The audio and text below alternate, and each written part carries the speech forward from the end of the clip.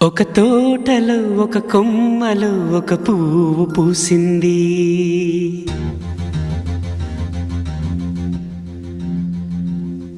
మహారాణిలా మహాలక్ష్మిలా ఆ పువ్వు నవ్వింది.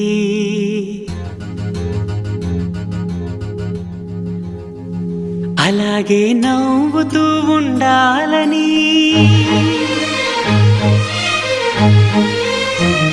అలాగే నవ్వుతూ ఉండాలని నింగి నేల వాగు వంక చెట్టు చేమ గువగూడు ఆశీర్వదించాయి.